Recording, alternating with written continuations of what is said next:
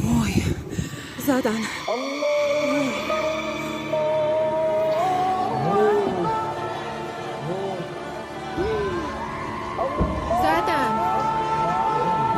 تجاوز آمریکایی صهیونیستی به ایران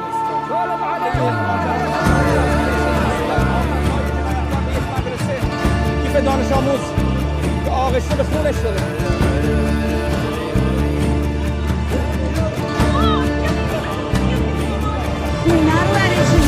تکه به عرش داده ای به این زمان خیره ای، چقدر آیه سوخته چه روزگار تیره ای، خیره به پس تر شدن، خیره به خیره سر شدن، خیره به حمله بر شدن، خیره به خون جگر شدن، به این همه فراعنه، به بردهداری نوین، به خوردن تن جنین، به این قساوت زمین.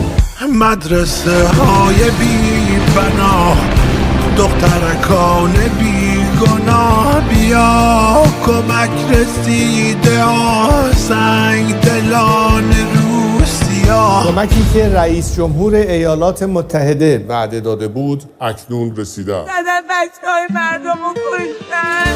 دریدگان پر غضب، دهان نجس و بی ادب، مریض و واجب المطب، قماش تجزیه طلب، پشت به ساحت وطن، در التماس اهرمن، نمیزنی چرا بزن. آه وطن وطن وطن، صبر چگونه می کنی بر این همه جفا علی، بغض چگونه می خوری یاد بده به ما علی.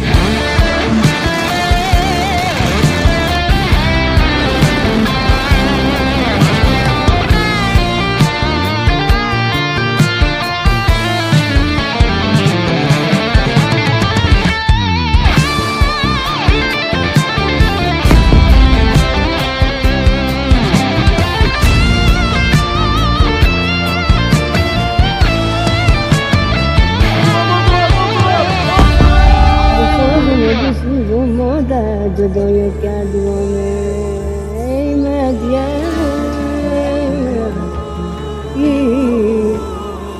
این زبان. آه امام اولین، بگو به منجی زمین، تمام دل شکستگان منتظرند بعد از این.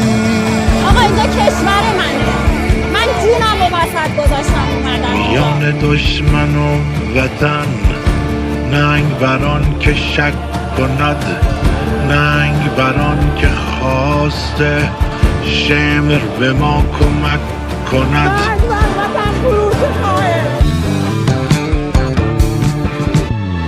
بکش غم کشنده را، مبرز یاد خنده را، فکر نکن چه می شود خدا بس است بنده را. بکش غم کشنده را، مبرز یاد خنده را، فکر نکن چه می شود خدا بس است بنده را.